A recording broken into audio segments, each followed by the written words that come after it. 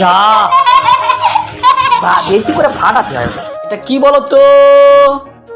এটা হচ্ছে বেলের শরবত। তো বন্ধুরা আজকে কিন্তু আমরা চলে এসেছি বেল নিয়ে, আর এই বেলটা আজকে শরবত খাওয়া হবে। আর এই গরমের সময় ঠান্ডা ঠান্ডা শরবত খাওয়ার মজাই আলাদা। মন চাই শুধু খালি লেবুর শরবত, বেলের শরবত, আমের শরবত এসবই খায়।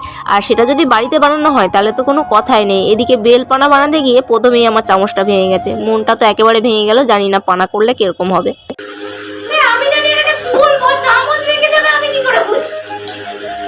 যা ভাঙ দিয়া চামচ সব এরপর ভাঙ দিয়া। মরিচ চলে গেল বেলটাকে ভালো করে ভাঙতে। আসলে একটুখানি ভাঙা ছিল, আমি জানি ভেতরটা নরম, চামচ ভাঙবে না, এটা তো কোনো আশাই করিনি চামচ ভাঙার। ওদিকেও ভালো করে আবার ভেঙে আনতে, তারপর কিন্তু দেখো বেলটা পুরো পাকা নরম, কিন্তু এদিকে চামচটাই আমার মনে হয় কমজোরি ছিল।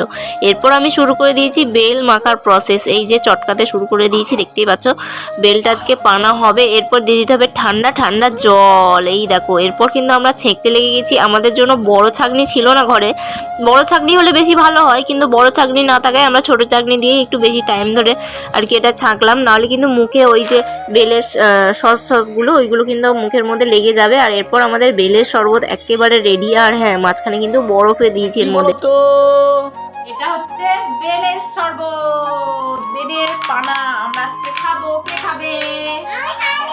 দাঁড়া, দাঁড়া, দাঁড়া, দাঁড়া। হ্যাঁ, মাঝখানে কিন্তু বরফে দিয়েছি এর মধ্যে।